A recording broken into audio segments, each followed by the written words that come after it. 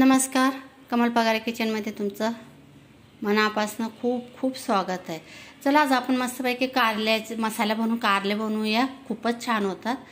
कारले कापून घ्यायचे, मधून दोन दोन तुकडे करून मधून कापून घ्यायचं। बिया काढायची गरज नाही, कारण का कवळे आहेत ना कारले, त्याच्यासाठी। आता एक भांडं घ्यायचं आहे, त्याच्यात पाणी टाकायचं, थोडंसं व्हिनेगर, मीठ आणि हळद टाकून आणि कारले त्याच्यात 10 मिनिटं ठेवून द्यायचे, म्हणजे कडूपणा बिलकुल निघून जातो। आता कढई घेतली आहे, कढईमध्ये पाणी टाकायचं आहे, व्हिनेगर टाकायचं आहे, 1 चमचा मीठ टाकायचे, हळद टाकून आणि याला मस्तपैकी शिजून घ्यायचे आहे। शिजून झाल्याच्या नंतर आता त्याला चाळणीवर काढून घ्यायचं आहे, थंड व्हायला ठेवून द्यायचं आहे।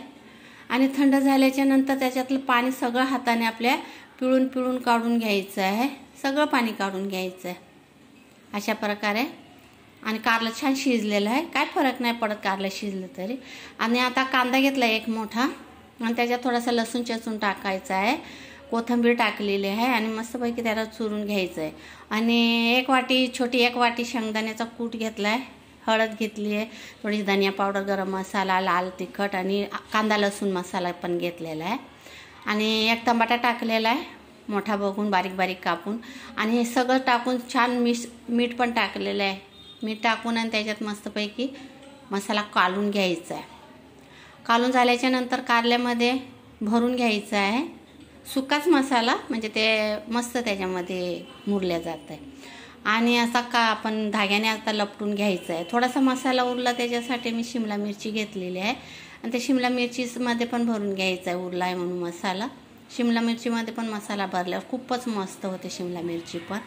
चला आता ठेवलं आहे, कढई ठेवली आहे, पॅन ठेवलेला आहे आणि राईच्या तेलामध्ये करत आहे मी। मला राईच्या तेलामध्ये खूप आवडतं कारलं, एकदा नक्की तुम्ही करून बघा, राईच्या तेलात छान होतं।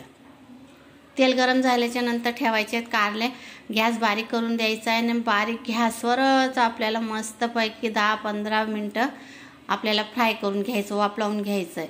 अधूनमधून आपल्याला हलवत राहायचं आहे, त्याला सगळा मसाला खरपूस भाजला जातो, खूपच मस्त होतं कारलं। हे बघा छान। आता आणि पुन्हा झाकण ठेवून द्यायचं आहे, असं करत आलटून पलटून आपल्याला कारलं बनवून घ्यायचं आहे। झालेलं आहे बघा तयार। भाकरी बरोबर खाया तर मग चपाती बरोबर खूप छान होतं। आमच्या घरात असे नुसतेच खातात बघा। आणि व्हिडिओ आवडल्यास प्लीज लाईक आणि सबस्क्राईब जरूर करा।